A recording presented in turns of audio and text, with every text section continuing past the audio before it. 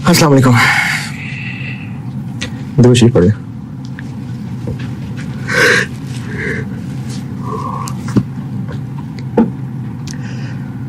हाँ जी, जून 23 कहा था।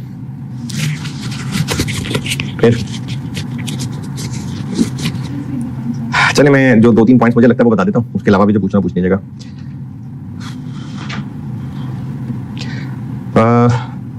रिश्ते इसमें ये बन रहे हैं कि जेएल 1 मार्च 22 को 5% खरीदा था, उसके बाद 1 जुलाई 22 को 60% खरीद लिया, और फिर ये एंटर 60 है ना, फिर ये 31 दिसंबर, तो ये सादी इन्वेस्टमेंट है और ये ऐसे। तो गुडविल निकालते हुए ये एक्विजिशन डेट है और हमने इस पुरानी को फेयर वैल्यू पे अपडेट करना है। इसकी गुडविल में मसले ये होते हैं कि मैंने ना आपको एक दफा का जिक्र बताया था कि जब हम शेयर एक्सचेंज करते हैं, मैं जब आपको मोड ऑफ कंसिडरेशन पढ़ा रहा था तब बताया था कि जब हम शेयर इशू कर रहे होते हैं तो प्रेफरेंस होती है कि पेरेंट के शेयर की मार्केट वैल्यू क्या है, लेकिन अगर वो रिलायबल मेजरेबल नहीं है तो फिर सब्सिडरी के शेयर की मार्केट वैल्यू लेते हैं। ये सवाल में कहा था कि सब्सिडरी के शेयर की मार्केट वैल्यू लेनी है, तो इसलिए जब हम, लेकिन वो कह रहा है ना कि रिलायबली मेजरेबल नहीं है, दूसरे की रिलायबली ज्यादा मेजरेबल है, तो फिर दूसरे को लिफ्ट करा रहे हैं। तो अब इसको मल्टीप्लाई किससे करना है, जितने हम अपने शेयर इशू कर रहे हैं या जितने एस के शेयर्स हम ले रहे हैं, जितने एस के शेयर्स दे रहे हैं, तो उससे मल्टीप्लाई होकर इन्वेस्टमेंट डेबिट होगी। एक ये पॉइंट है। दूसरा इसमें एक नया पॉइंट ये था कि अब तक सवालों में अगर कहीं कंटिंजेंट कंसिडरेशन थी भी तो वो कैश की थी, तो ये शेयर्स की है, चलो जो भी है तो कंटिंजेंट ही ना, जिसको एक्विजिशन डेट की फेयर वैल्यू लेनी होती है और फिर ईयर एंड पे फेयर वैल्यू पे अपडेट करना होता है। और इसमें पॉइंट नंबर 3 में कस्टमर्स के ऑर्डर्स का एक बैकलॉग था जिसकी फेयर वैल्यू 220 थी। क्या?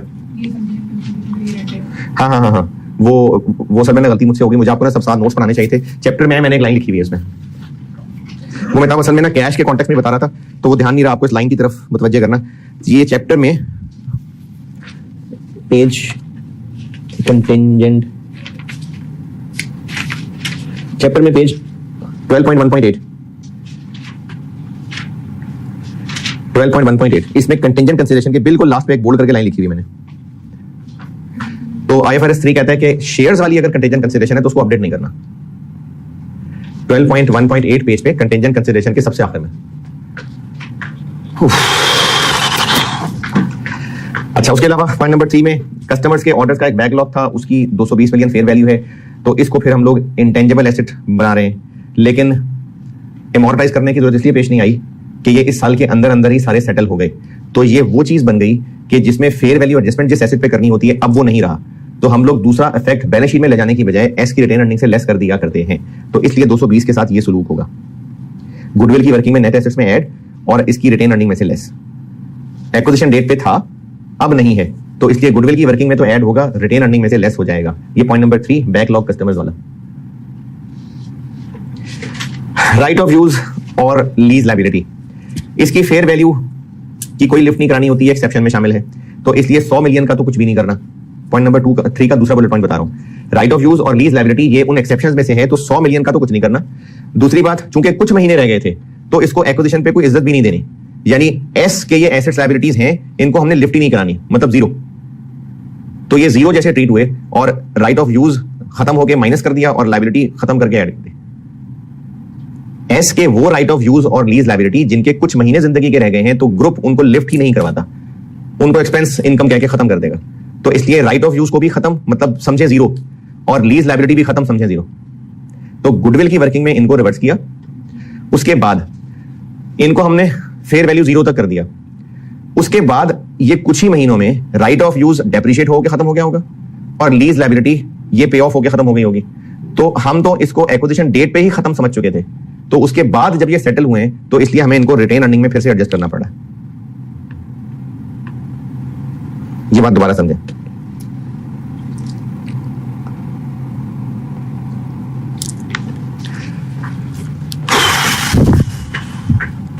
Right of use acquisition date पे 90 था, लीज लायबिलिटी 70 थी। सवाल में मेंशन नहीं है, मैं खुद ही कह देता हूं कि अच्छा लीज लायबिलिटी तो पीवी होती है ना, तो इसमें जो रेंटल्स पे होने थे अगले 6 महीने 7 महीने, क्या अगले 4-5 महीने ना, तो अगले 4-5 महीने में जो रेंटल पे होने थे ये उसकी पीवी थी। तो मैं कह देता हूं कि कैश होना था, एम खुद ही कह रहा हूं 86, तो इसका मतलब है हमने इंटरेस्ट बनाना था 16। एक्विजिशन डेट पे एस का एक राइट ऑफ यूज है जिसने आइंदा डेप्रिशिएट हो जाना था, और एक इसकी लीज लायबिलिटी थी। और ये 86 सवाल में नहीं दिया, मैं खुद ही बना रहा हूं कि रिमेनिंग जो 4 महीने रहते थे उनमें रेंटल इतने बनते थे, उनकी पीवी 70 थी। तो इसका मतलब है कल को चल के इतना कैश बन जाना था और इतना इंटरेस्ट बनना था। हम एक्विजिशन डेट पे ही इसको यही मामले को दबाना चाहते हैं कि बस खत्म करो भाई, ये एक्विजिशन डेट का ही मसला है। तो जब ये एक्विजिशन डेट का ही मसला है, हमने एक्विजिशन डेट पे ही इनको खत्म मान लिया कि इनको हम इज्जत ही नहीं दे रहे।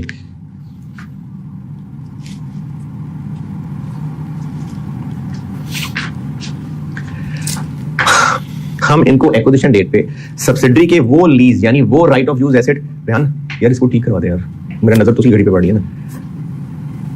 एस का वो राइट ऑफ यूज एसेट और वो लीज लायबिलिटी जो कुछ महीनों का मेहमान है उसको ग्रुप की नजर में इज्जत नहीं मिलनी। यानी एक्विजिशन डेट पे एक एसेट है 90 का, हम इसको लिफ्ट करा रहे, मतलब हम इसको 0 कह रहे हैं, और एक लायबिलिटी है 70 की, हम इसको लिफ्ट नहीं करा रहे, मतलब हम इसको 0 कह रहे हैं। जब हम इसको लिफ्ट नहीं करा रहे तो इसको 90 और 70 को 0 बनाना आप समझें जैसे फेयर वैल्यू एडजस्टमेंट है। वैसे तो लीज लायबिलिटी पे नहीं करनी फेयर वैल्यू एडजस्टमेंट, लेकिन मैं सिर्फ प्लस माइनस का ट्रीटमेंट समझाने के लिए कह रहा हूं कि इसको हम ऐसे ही समझ लेते हैं जैसे फेयर वैल्यू एडजस्टमेंट है। और कहां तक लाना है इसको? 0 तक। तो एसेट को 0 तक लाना है तो गुडविल की वर्किंग में नेट एसेट्स में से लेस, और लायबिलिटी को 0 तक लाना है तो ऐड। फिर वो एसेट जिसपे हम फेयर वैल्यू एडजस्टमेंट करते हैं और आज वो बुक्स में मौजूद ना हो तो क्या ट्रीटमेंट करते हैं उसकी? गुडविल की वर्किंग में तो लेस अगर नेगेटिव एडजस्टमेंट है, और ईपी में से लेस करने की बजाय रिटेन अर्निंग में ऐड। अगर हम पॉजिटिव एडजस्टमेंट करते हैं नेट एसेट्स में, अभी जो बैकलॉग ऑफ कस्टमर्स की है, अभी 220 का क्या किया हमने? नेट एसेट्स में गुडविल की वर्किंग में ऐड किया ना, और चूंकि अब वो बैलेंस शीट में नहीं था तो रिटेन अर्निंग से फिर लेस, और अगर गुडविल में नेट एसेट्स में लेस किया होता तो रिटेन अर्निंग में ऐड करते। तो हम एक 90 के एसेट को 0 पे गिरा रहे हैं, तो गुडविल की वर्किंग में नेट एसेट्स में से लेस। ये छोड़ देंगे, मैं एक और चीज बताने लगा था लेकिन मुझे लगा मैं बिला वजह मुश्किल कर रहा हूं, आसान बताने लगा, इसलिए ये छोड़ दिया मैंने, ये ज्यादा मुश्किल बोलने लगा था मैं। आप सिर्फ समझने के लिए, प्लस माइनस समझने के लिए इसको फेयर वैल्यू जैसा समझ लें कि जिसकी कैरिंग अमाउंट ये थी और हमने इसको 0 तक लाना था। तो गुडविल की वर्किंग में एसेट को भी गिराना है, लायबिलिटी को भी गिराना है, तो नेट एसेट्स में लेस, और चूंकि आज एग्जिस्ट नहीं कर रहा तो इसकी रिटेन अर्निंग में ऐड। 220 का क्या किया? गुडविल की वर्किंग में नेट एसेट्स में ऐड किया है और रिटेन अर्निंग में माइनस किया ना। 90 को हम क्या कर रहे हैं? यहां लेस कर रहे हैं, तो यहां क्या करें? ऐड, ये कह रहा हूं। और लायबिलिटी इसका उलट होता है, हम यहां लायबिलिटी को ऐड कर रहे हैं, यहां माइनस कर देते हैं। तो ये इस 70 को गुडविल की वर्किंग में ऐड किया है, रिटेन अर्निंग में लेस कर दिया। 90 को गुडविल की वर्किंग में लेस किया है, रिटेन अर्निंग में ऐड कर दिया। तो ये देख लें, रिटेन अर्निंग में 90 ऐड हुआ है और गुडविल की वर्किंग में नेट एसेट्स में से लेस हुआ है। तो आप इसको अगर फेयर वैल्यू जैसी एडजस्टमेंट समझेंगे ना तो प्लस माइनस हजम करना आसान है।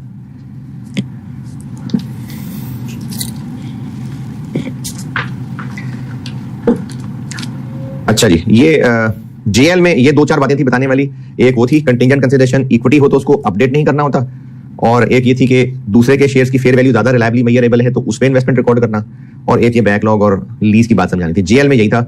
जेएल में आपने कुछ पूछना है तो पूछे। जी जी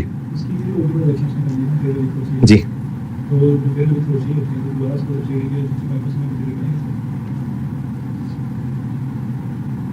पहले वो फेयर वैल्यू ओसीआई पे था, ठीक है, हाँ जी जी। नहीं, इररिवोकेबल का मतलब ये है कि वो ओसीआई में ही रहेगा। अब जब हमने उसको बड़ी इन्वेस्टमेंट कर लिया तो फिर वो आईएफआरएस 9 से बाहर निकल गई ना। इररिवोकेबल ओसीआई में रहने का मतलब ये है कि ये अगर आईएफआरएस 9 में ही रहेगी इन्वेस्टमेंट तो फिर ये फेयर वैल्यू थ्रू ओसीआई ही रहेगी, फेयर वैल्यू थ्रू पीएनएल में नहीं आएगी। लेकिन जब हमने इस इन्वेस्टमेंट को 5 से 60 कर लिया तो फिर इन्वेस्टमेंट आईएफआरएस 9 से ही निकल गई, फिर तो इन्वेस्टमेंट सब्सिडरी बन गई जो आईएफआरएस 10 के अंदर आ गई, आईएफआरएस 9 से बाहर आ गई, आईएफआरएस 9 से निकल गया, बस आईएफआरएस 10 आईएफआरएस 3 के अंदर आ गया। जेएल में बताएं और क्या पूछना है? जेएल में अच्छा जी, एलएल में इसने एस से गिरा के जेवी बनाया, और जेवी इक्विटी मेथड वाला, यानी करने के एतबार से आप इसको एस से ए ही समझ लें बेशक। तो एस को और फिर ये जेवी यानी इक्विटी मेथड वाला बन गया। इसमें एक तो मुश्किल खैर क्या पहले भी 2 दफा कर चुके हैं हम। एक तो पॉइंट वही एक्स फाइंड करने वाला था जिसमें एक्विजिशन डेट की रिटेन अर्निंग नहीं दी हुई थी, तो वो एक्स के जरिए निकालनी थी। एक ये पॉइंट था। दूसरा इस पे गेन ऑन डिस्पोजल निकालना था, तो वो जो गेन ऑन डिस्पोजल निकालना है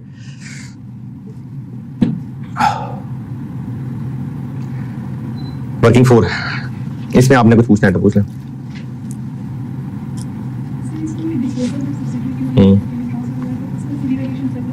जी, ये जब हम लोग करते हैं ना, ये असल में आईकैप के सोल्यूशन में किया हुआ था।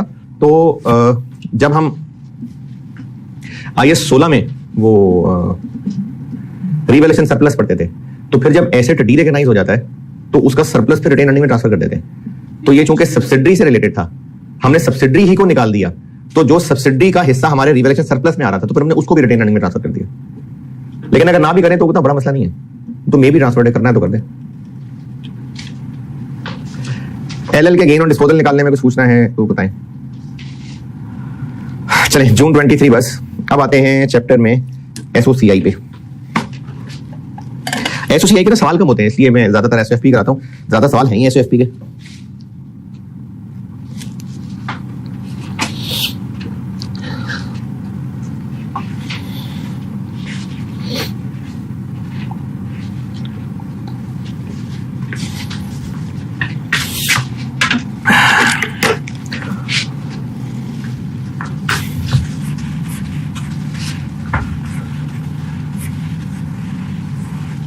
Disposal SOCI।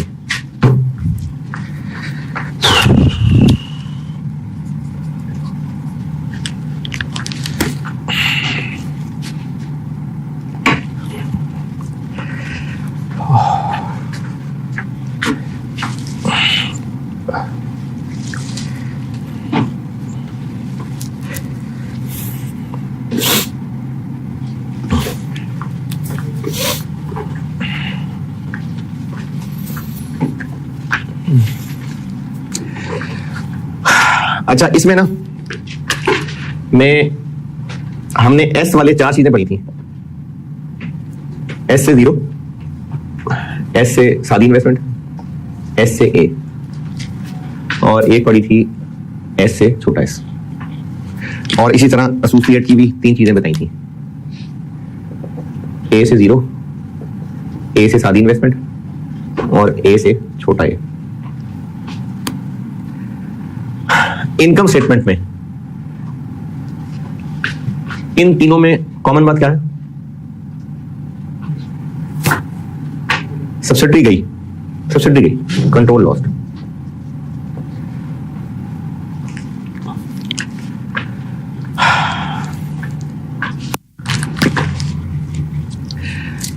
इन चारों में जो मैं समझाऊंगा ना, प्रेजेंट भी वैसे ही करना होता है, इसलिए पहले मैं ये करा रहा हूं।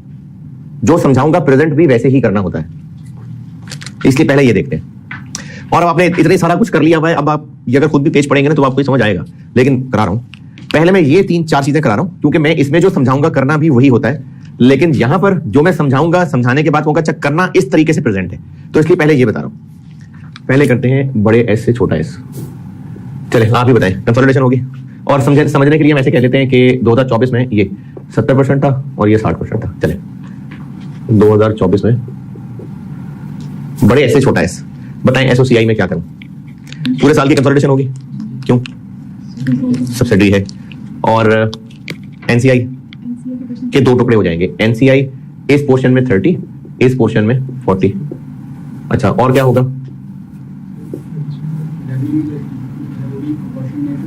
है तो खत्म हो गया यार कंसोलिडेशन। कौन से रेवेन्यू का क्वेश्चन? सब्सिडी पहले भी थी, आखिर में भी है, तो पूरा साल कंसोलिडेट होगा। सिर्फ ये चीज होगी बस। और एडजस्टमेंट तो अदर रिजर्व में होती है ना, वो एडजस्टमेंट अदर रिजर्व में है, अदर कंप्रिहेंसिव इनकम में नहीं है। यानी वो बाकायदा कोई गेन लॉस नहीं है, वो इक्विटी के अंदर होने वाली मूवमेंट है। जैसे अगर सरप्लस से रिटेन अर्निंग को ट्रांसफर करते हैं तो वो यहां प्रेजेंट होता है, वो विद इन इक्विटी चीज होती है। प्रीमियम से उठा के बोनस शेयर इशू कर दिए, वो यहां पर आता है, वो विद इन इक्विटी मूवमेंट है। तो वो जो एडजस्टमेंट इन इक्विटी है ना, वो भी SOCI में नहीं आती, चेंजेस इन इक्विटी की चीज है वो। तो SOCI नॉर्मल जैसे कंसोलिडेशन होती है वैसे ही होगी, सिर्फ ये काम होगा। और ये जो 10% शेयर्स बेचे हैं, पेरेंट ने इस पे गेन रिकॉर्ड किया होगा, वो उड़ा देंगे। इसमें क्या होगा? यहां 30% था, ये 0 हो गया, क्या होगा? इस पोर्शन का शेयर फ्रॉम एसोसिएट आएगा बस। और जो पेरेंट की बुक्स में गेन होगा वो उड़ा देंगे, और जो ग्रुप पॉइंट ऑफ व्यू से गेन ऑन ए बनता होगा वो ले आएंगे।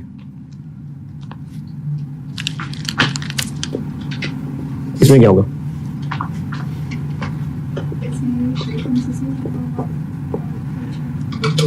इसमें भी ऐसे ही इस पोर्शन का शेयर फ्रॉम ए, इस पोर्शन पे IFRS 9, और यही वाला काम, जो पी का गेन है वो उड़ा देंगे, और जो gain on A group point of view से बनता है वो ले आएंगे।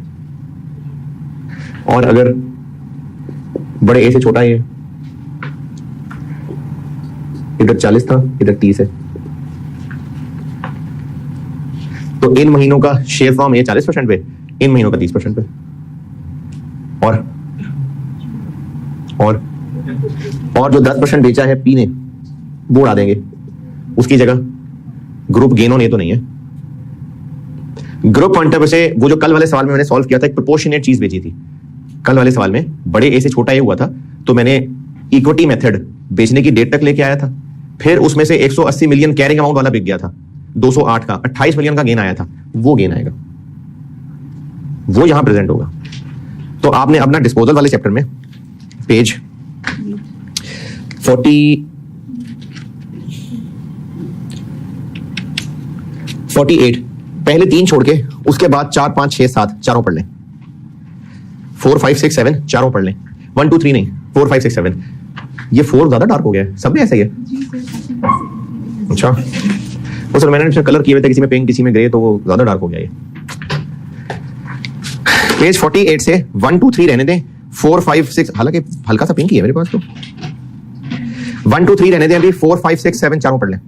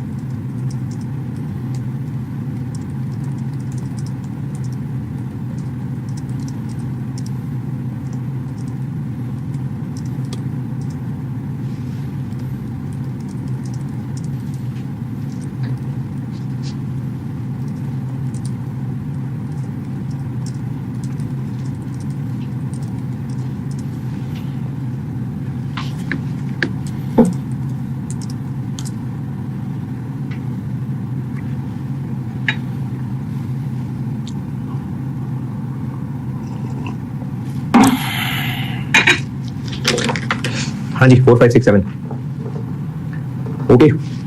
अच्छा 1 2 3 समझाता हूं। ये जो 1 2 3 अभी समझा रहा हूं ना, प्रेजेंट इसको थोड़ा डिफरेंट करना होता है।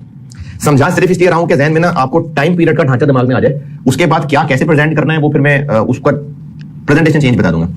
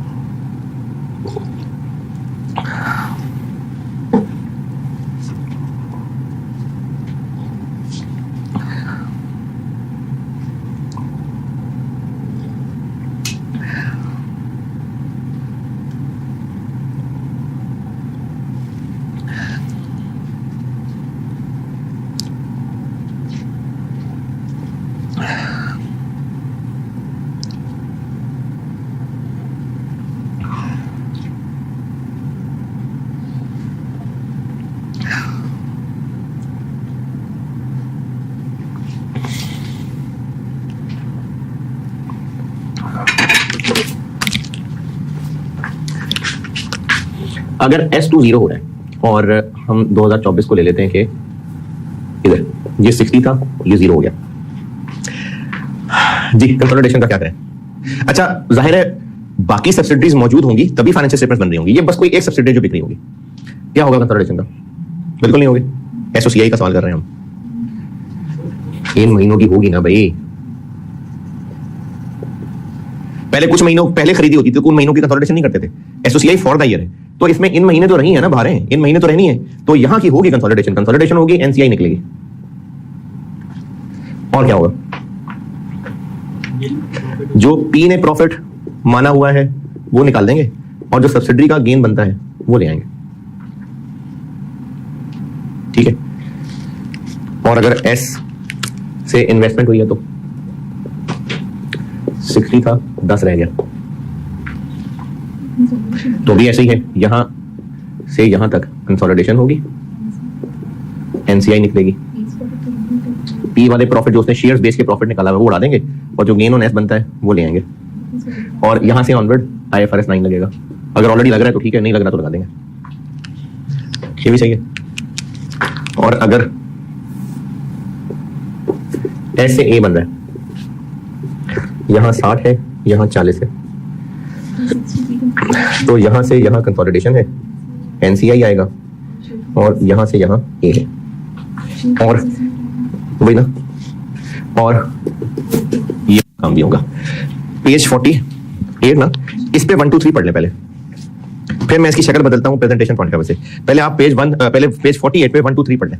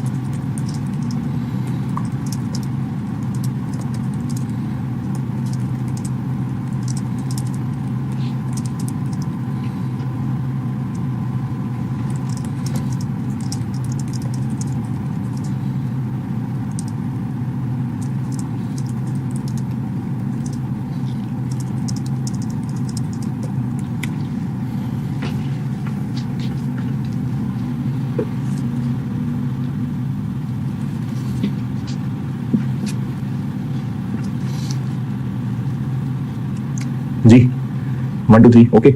अच्छा, अब ना इसको प्रेजेंट ऐसे नहीं करना होता, यानी ये 7-8 महीने कंसोलिडेट करने का मतलब है sale, cost of sale, admin, distribution सब कंसोलिडेट करना और फिर नीचे एनसीआई दिखा देना। प्रेजेंटेशन ऐसे नहीं होती, प्रेजेंटेशन होती है आईएफआरएस 5 की तरह। आईएफआरएस 5 वो डिसकंटिन्यूड ऑपरेशंस। तो कॉन्सेप्चुअली तो हाँ ऐसा ही है कि ये 8 महीने की कंसोलिडेशन होगी, कॉन्सेप्चुअली हाँ ऐसा ही है, लेकिन प्रेजेंटेशन ऐसे नहीं है कि sale, cost of sale, admin, distribution. Presentation ऐसे नहीं है। प्रेजेंटेशन ऐसे है कि इस बिकने वाले एस को टोटली साइड पे करें, बाकी सारे एस कंसोलिडेट करें जो करना है, और इस एस की डिसकंटिन्यूड ऑपरेशन का ट्रीटमेंट करें। डिसकंटिन्यूड वाली ट्रीटमेंट क्या थी? ऊपर वाली सारी इनकम स्टेटमेंट सेल से लेके पैट तक और बिजनेस होगा, वो कहलाएगा प्रॉफिट फ्रॉम कंटिन्यूइंग ऑपरेशंस, और फिर एक सेपरेट लाइन आइटम आएगी प्रॉफिट फ्रॉम डिसकंटिन्यूड ऑपरेशंस, और वो हमारा ये वाला एस पोर्शन था हमारा, नहीं सॉरी, ये जो एस पोर्शन था इसको sale, cost of sale consolidate करने की बजाय 8 महीने की सिर्फ प्रॉफिट वाली फिगर को यहां लिखेंगे 8 महीने की। नहीं समझ आई? हमने sale, cost of sale, distribution सब एक एक करके शामिल करने थे ना, अब उन सबको शामिल नहीं करना, सिर्फ एक figure profit from discontinued operation 8 महीने की, वो एक लाइन आइटम लेके आनी। कैसे करनी है वो एक 5 पेपर का सवाल करा देता हूं, उसमें प्रेजेंटेशन हो जाएगी। तो कॉन्सेप्चुअली हाँ ऐसा ही है कि 8 महीने गुजरे हैं तो 8 महीने की कंसोलिडेशन होगी, लेकिन इसकी प्रेजेंटेशन आईएफआरएस 5 वाली है, जिसमें एस की ज्यादा जबानी हो गई बात।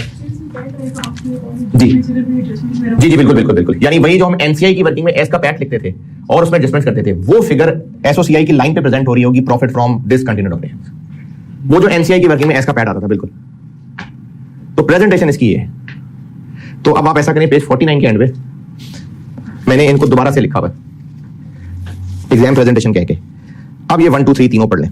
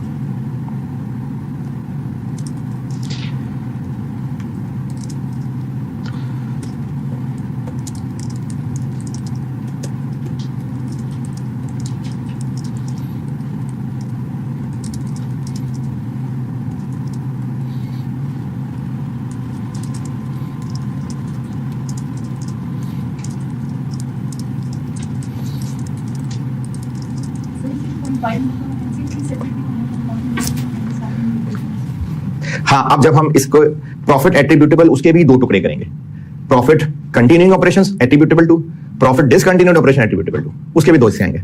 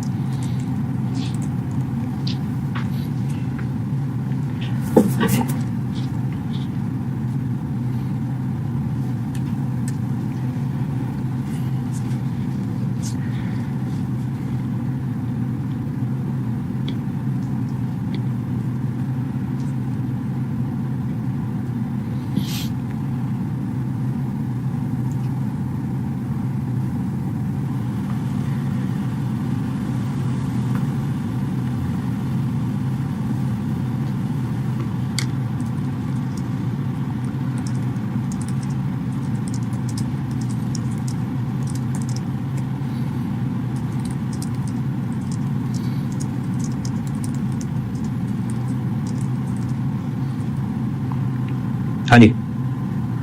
अच्छा, अब है तो सवाल पुराना, लेकिन इसमें एसओसीआई की भी शक्ल आ जाएगी और चेंजेस इन इक्विटी की भी आ जाएगी, इसलिए कर रहा हूं बोर्ड पे। दिसंबर 12 अटेम्प्ट का सवाल है, दिसंबर 12।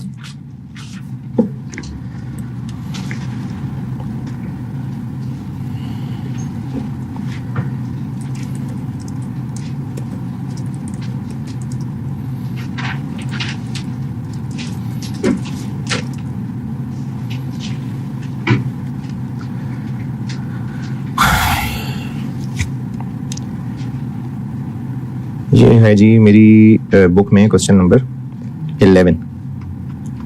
Question number 11, tiger limited, panther limited और लेपर्ड लिमिटेड। पढ़ ले, मैं करता हूं।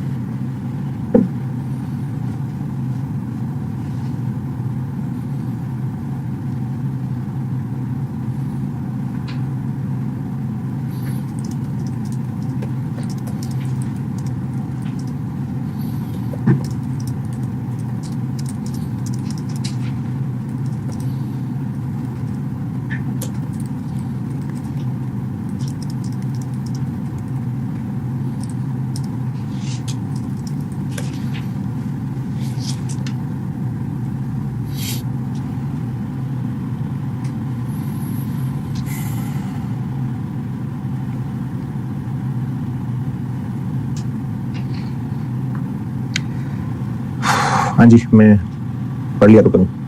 अच्छा, इसमें आप देखिए स्टेटमेंट ऑफ कॉम्प्रिहेंसिव इनकम भी रिक्वायर्ड है और चेंजेस इन इक्विटी भी रिक्वायर्ड है। चेंजेस इन इक्विटी मैंने बताई नहीं है, पहले तो आपको एसओसीआई करा देता हूँ, फिर चेंजेस इन इक्विटी बता के तो वो भी कर देता हूँ।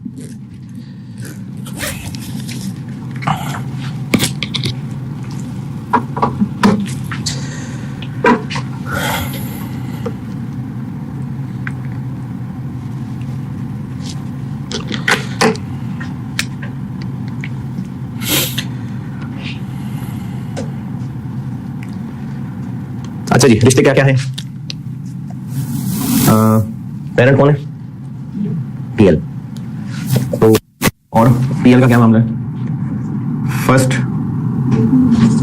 सम इयर्स अगो पास्ट में कहीं खरीदे थे, कितने? 80%। और फर्स्ट 31 दिसंबर 11 को सब जीरो हो गया, 80 से जीरो हो गया। और हम इस वक्त सवाल सॉल्व कर रहे हैं 1 जुलाई 11, 30 जून 12, यानी 6 महीने सब्सिडी रही है। और चूंकि इस साल में बिक गई है तो ये वाला मामला सेपरेट लाइन आइटम आएगी प्रॉफिट फ्रॉम डिसकंटिन्यूड ऑपरेशन। और दूसरी है एलएल, उसका क्या है जी 1 जुलाई 11 यानी साल के शुरू में ना। तो ये सादी सी सब्सिडी है, कितना परसेंट खरीदा है 70, तो बस ये सादी सी सब्सिडी है। तो ये पूरे साल वाली सब्सिडी है और ये 6 महीने रह के बिकी।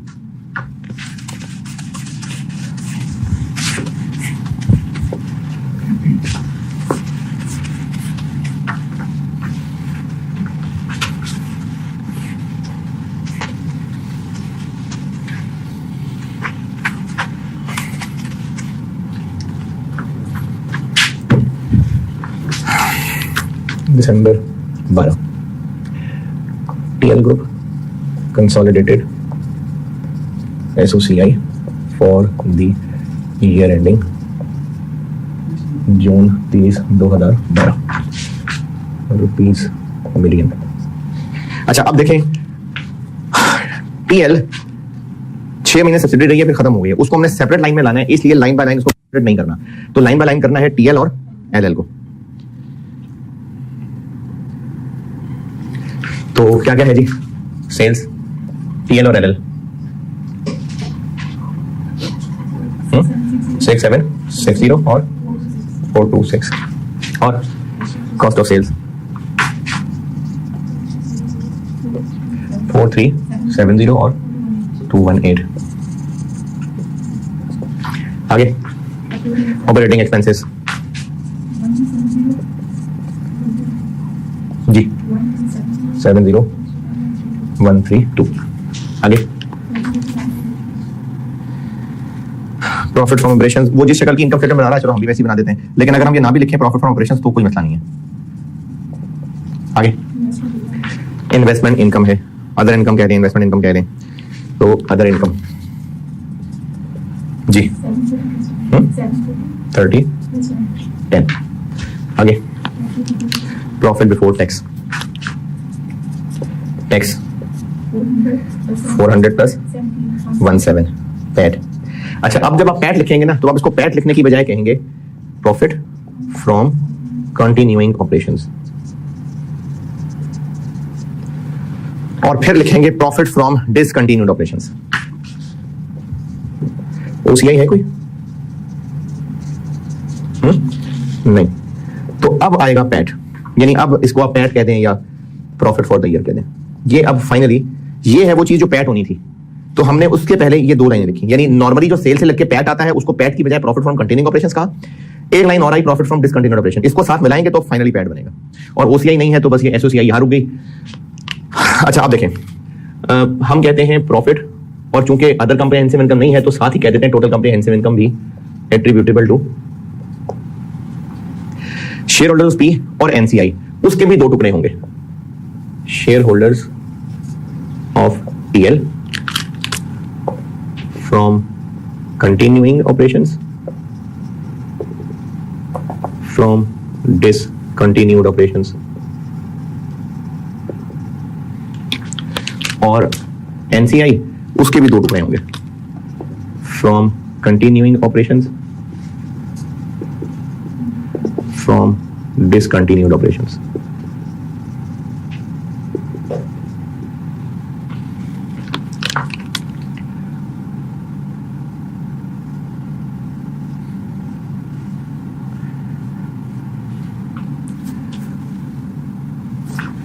और वर्किंग वन एनसीआई। अच्छा एनसीआई 2 सब्सिडीज हैं तो 2 हैं, एक है पीएल और एक है एलएल, और ये पीएल है जो डिसकंटिन्यूड ऑपरेशन है, यानी इसकी एनसीआई इधर आनी है और उसकी एनसीआई इधर आनी है, ये फर्क पड़ना है बस। और हम यहां पर पैट लिखा करते हैं, ये चूंकि 6 महीने रही है तो इसके पैट को 6/12,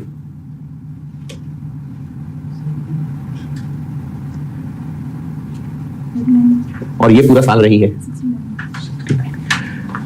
चले, ये अब हमारी जगह हो गई तैयार सवाल खेलने के लिए।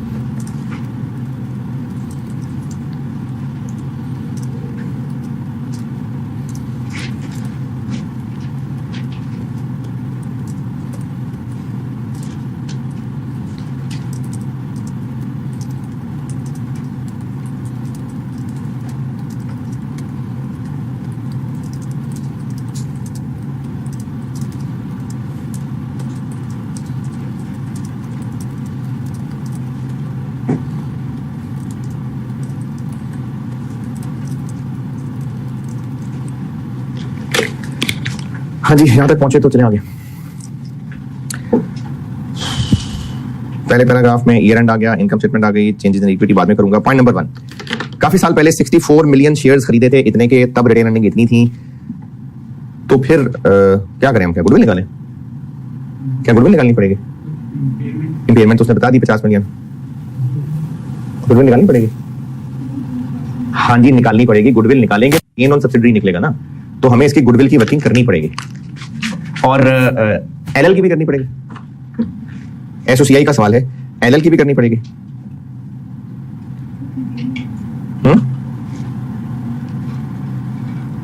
करनी चाहिए होती, क्योंकि पहला साल है, क्या पता नेगेटिव गुडविल होती, लेकिन नहीं है नेगेटिव गुडविल, क्योंकि पॉइंट 2 में उसने उसका इंपेयरमेंट लॉस बताया हुआ है, तो उसका मतलब गुडविल है और इंपेयरमेंट लॉस उसने खुद बता दिया, तो एलएल की गुडविल निकालने की जरूरत नहीं है। लेकिन मेरा मशवरा यह है कि फिर भी निकाल लें, उससे फायदा यह होगा कि गुडविल की वर्किंग जब करते हैं ना, तो उसमें कहीं ना कहीं कोई फेयर वैल्यू एडजस्टमेंट वगैरह नजर में आ जाती है, जो आदतन फिर हम लोग उसको डील भी कर लेंगे, वरना स्किप हो जाएगी चीज। तो इसलिए बहुत ज्यादा टाइम लगता हुआ मुश्किल, जो कि इनकम स्टेटमेंट के सवाल में उतनी चीजें ही नहीं होती कि आप गुडविल कॉम्प्लिकेटेड निकालें, तो इसलिए ज्यादा टाइम नहीं लगता, बेहतर है निकाल लें गुडविल। जरूरत नहीं है वैसे सवाल में, लेकिन बेहतर है निकाल लें। तो पॉइंट 1 पढ़ के अब हम चले हैं गुडविल पे। पॉइंट वर्किंग 2, पीएल और एलएल। पीएल में कितनी इन्वेस्टमेंट की थी? 1300 या 1000? 1000 ना, 1300 के तो बेचे, तो 1000। और एनसीआई फेयर वैल्यू पे, प्रोपोर्शनेट पे? प्रोपोर्शनेट पे। कैपिटल कितना पीएल का? 800। उस वक्त रिटेन अर्निंग्स कितनी थी? कैसे पता? बताई हुई है 55। और किसी फेयर वैल्यू एडजस्टमेंट का कोई जिक्र नहीं है। चले साथ एलएल भी देख लेते हैं, गुडविल की वर्किंग कर ही रहे हैं तो इकट्ठी कर लेते हैं। पॉइंट नंबर 2, एलएल के शेयर्स कितने के खरीदे? 550। एलएल का कैपिटल कितना? रिटेन अर्निंग्स किस वक्त की देखें भला? 1 जुलाई 11, वो कहीं नजर आ रही है हमें जी? चेंजेस इन इक्विटी में सबसे आखिरी कॉलम 1 जुलाई 11 की रिटेन अर्निंग्स, तो वही एक्विजिशन डेट है 70। और कहीं कोई फेयर वैल्यू एडजस्टमेंट वगैरह कुछ भी नहीं है, तो खत्म हो गई बात। 855, 670। और हमने पीएल को कितना खरीदा था? तो 855 का 80%। और एलएल को कितना खरीदा? 20 जी। जी 171 और ये 30%, 201 गुडविल।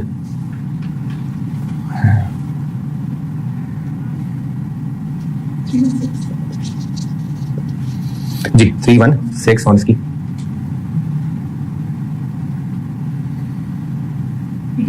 81। इम्पेयरमेंट इस पे हो चुकी हुई है 0.1, 0.2,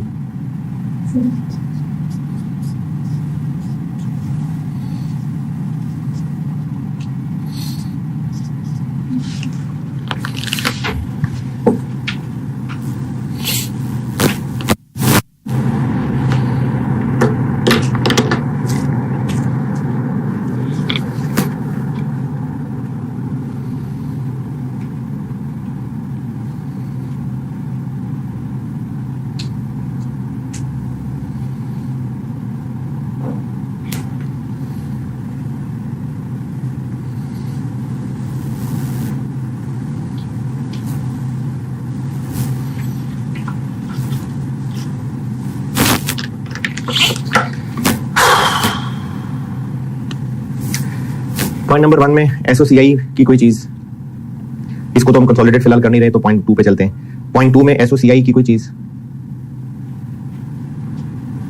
जी, इम्पेयरमेंट। तो इम्पेयरमेंट को हम ले आते हैं एक्सपेंसेस में, और एनसीआई फेयर वैल्यू पे होती तो यहां से भी लेस करते, प्रोपोर्शनेट पे है इसलिए बस वही।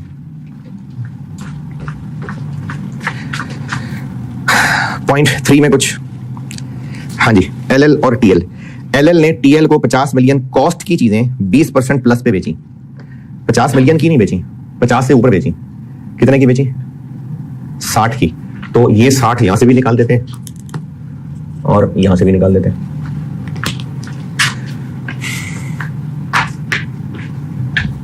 40% इनमें से अनरियलाइज्ड है।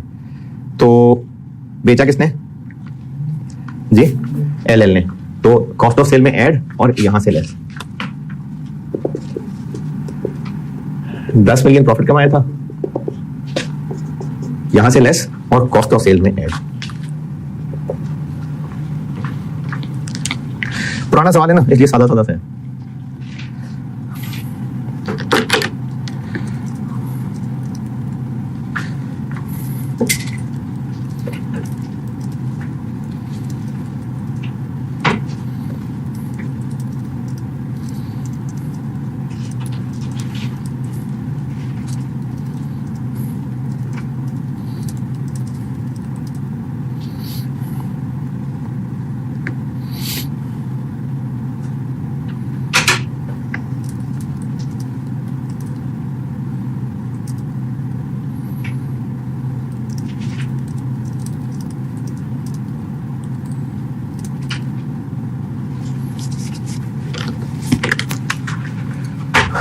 जी पॉइंट 4,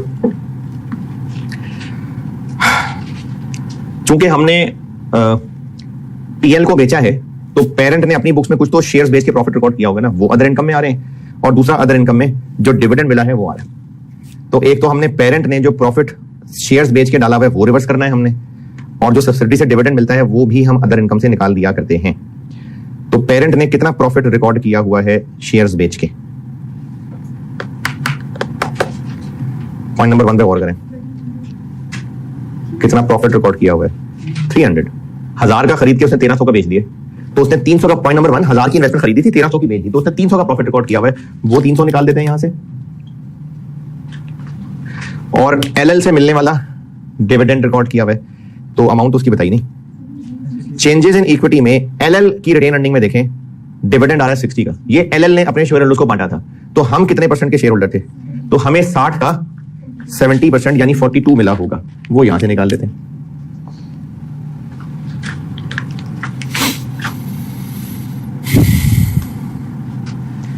बस खत्म हो गया सवाल, ब्रैकेट्स बंद कर दें।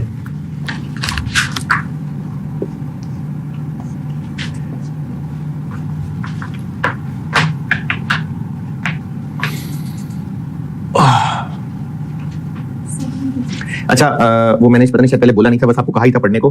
अब जो सब्सिडरी बेची है उसका गेन ऑन सेल भी तो लाना है ना, वो इसके अंदर मिला के दिखाना होता है। वो आपने जो पेज 49 पढ़ा होगा वो इसके साथ मिला के दिखाना है जी। सेल्स कितनी? 7126। Cost of sales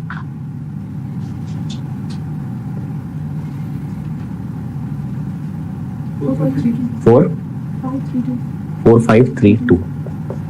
gross profit 2594। Operating expenses 1409। Profit from operations जी बस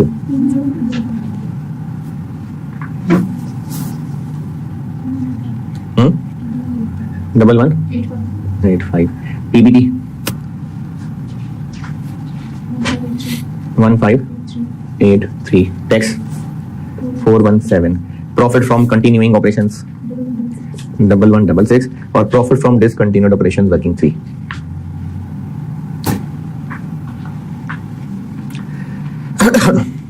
अच्छा देखिए ये भी तैयार पड़ा है, ये 39 ऐसे ही आ गया, ये बन गया 65। इधर एनसीआई कितनी है? 20, यहाँ 30। ये कितना आ गया? ये कितना आ गया? 19.5। तो एनसीआई ये वाला इधर और ये वाला इधर 27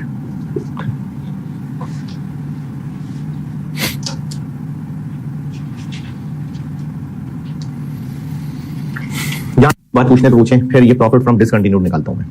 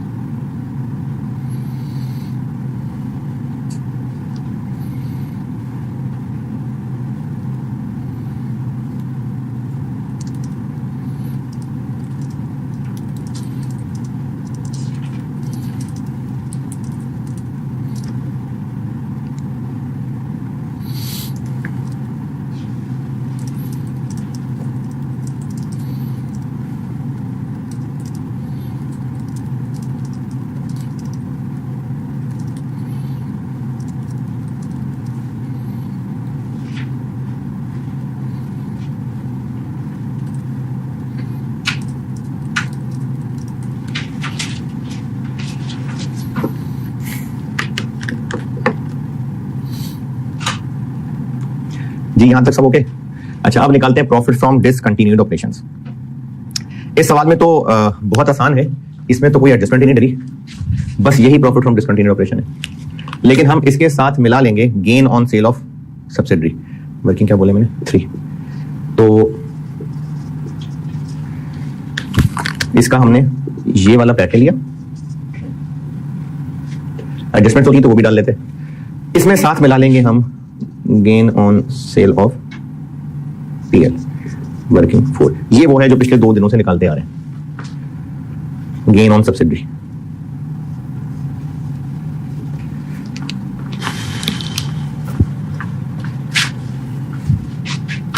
ये बता दो।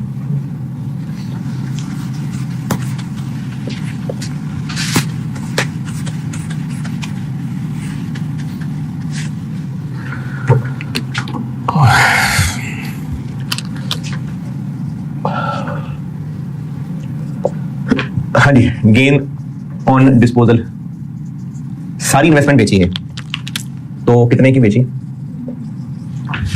1300 सारी बेच दी, तो वो fair value of investment retain नहीं है। इसमें से लेस कर देते हैं उस वक्त, इस वक्त फर्स्ट नहीं 31 दिसंबर 11 एस की इक्विटी कितनी है? कैपिटल 800 है। रिटेन अर्निंग्स उस वक्त 31 दिसंबर 11 साल के शुरू में कितना? 27 और साथ ये मिला लेते हैं 309। और हमने एडजस्टमेंट क्या डाली है? कुछ भी नहीं, गुडविल की कैरिंग अमाउंट। अच्छा, मैंने पता नहीं कल शायद बताया था कि नहीं बताया था, अगर हमने गुडविल का इंपेयरमेंट लॉस चार्ज किया हुआ है वो छोड़ देना है, क्योंकि हम लोग नीचे गुडविल की कैरिंग अमाउंट लेने लगे। जैसे मैंने अगर इधर गुडविल का इंपेयरमेंट लॉस चार्ज किया होता, मैं कल बताया था ना, तो फिर इसमें भी चार्ज हो जाता और गुडविल भी थोड़ी आ रही होती। तो यहां तो हम कह सकते हैं कि एनसीआई को पेमेंट लॉस चार्ज होना है नहीं होना, गुडविल कैरिंग अमाउंट ही लेनी है। तो इसलिए सवाल बैलेंस शीट का हो चाहे इनकम स्टेटमेंट का हो, अगर हमने यहां गुडविल का पेमेंट लॉस चार्ज किया हुआ है उसको छोड़ दें, बाकी चीजें लेनी। क्यों छोड़ दें? क्योंकि हम गुडविल की कैरिंग अमाउंट ले रहे होंगे तो वो डबल काउंट हो जाएगा। तो और कोई एडजस्टमेंट डाली नहीं, और गुडविल की कैरिंग अमाउंट है 266। अच्छा, ये बात मैं दोबारा कहता हूं, हो सकता है कोई कहे कि फिर हम इस टेंशन में क्यों कर रहे हैं, गुडविल हम पूरी ले लेते हैं, गुडविल हम शुरू वाली ले लेते हैं, कैरिंग अमाउंट नहीं लेते, और यहां पेमेंट लॉस चार्ज किया हो तो ठीक है, खैर है, ये फिगर ले लें। नहीं पता क्या कहा मैंने, 266 की बजाय हम पूरी गुडविल ले लेते हैं, तो फिर उस सूरत में यहां पेमेंट लॉस चार्ज किया भी हो तो खैर है, हम यहां भी फिगर ले लेंगे। ऐसे कर लें। नहीं समझ आ रही मैं क्या कह रहा हूं? नहीं, सेम नहीं होगा। सेम सिर्फ तब होगा अगर एनसीआई फेयर वैल्यू पे है तो इंपेयरमेंट इधर चार्ज हुई होगी, अगर फेयर वैल्यू पे नहीं है तो फिर यहां थोड़ी चार्ज हुई होगी। हम गुडविल भी पूरी ले लेंगे और इंपेयरमेंट भी इग्नोर हो जाएगी। तो इसलिए गुडविल की कैरिंग अमाउंट ही लें, और यहां अगर पेमेंट लॉस चार्ज किया तो वो छोड़ दें, बाकी सब ले लें। तो ये बनता था, ये सब टोटल ना भी करें तो मसला नहीं है जी। 13 इसमें से हम माइनस कर देते हैं एनसीआई। अच्छा, एनसीआई की फिगर कैसे, अगर उस दिन बैलेंस शीट बन रही होती तो हम एनसीआई कैसे निकालते? तो एक हम लेते वैल्यू एट एक्विजिशन जो गुडविल की वर्किंग में ली हुई है 171, और फिर उसके अलावा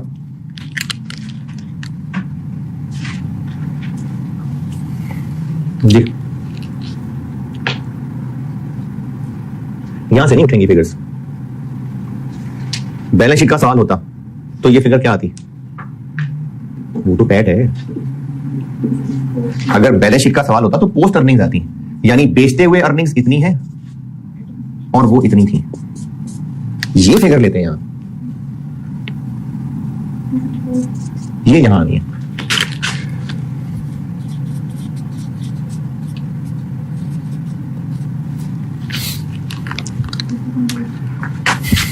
$50.8।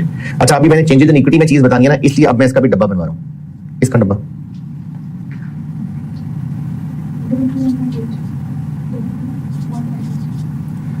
अब दिस बाहर जाएगा 11.2। तो गेन ऑन डिस्पोजल आ गया 146। इसको हम यहां शामिल कर लेंगे 146.8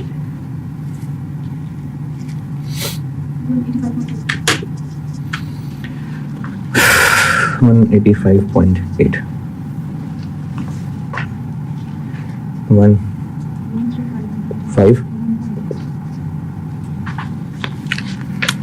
1351.8।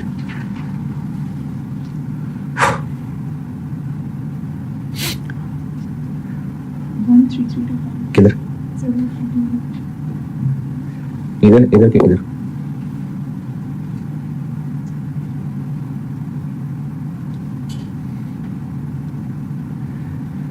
चले बैलेंसिंग चीजें निकाल के देता हूं, ये निकालें पहले।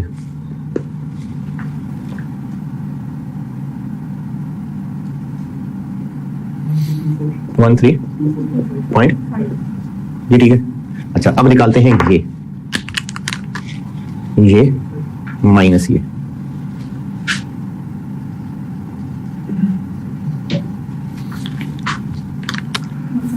वन 7 8 और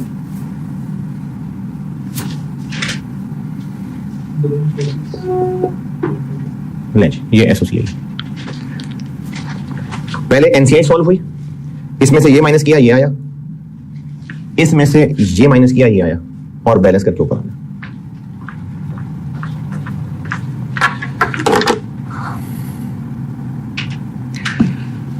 चले नमाज पढ़ ले, मैं फिर ना आपको statement of changes in equity बता के इसको सॉल्व करके और एक चेंजेस इन इक्विटी प्योरली का सॉल्व कराता हूं। ठीक है 71 बस।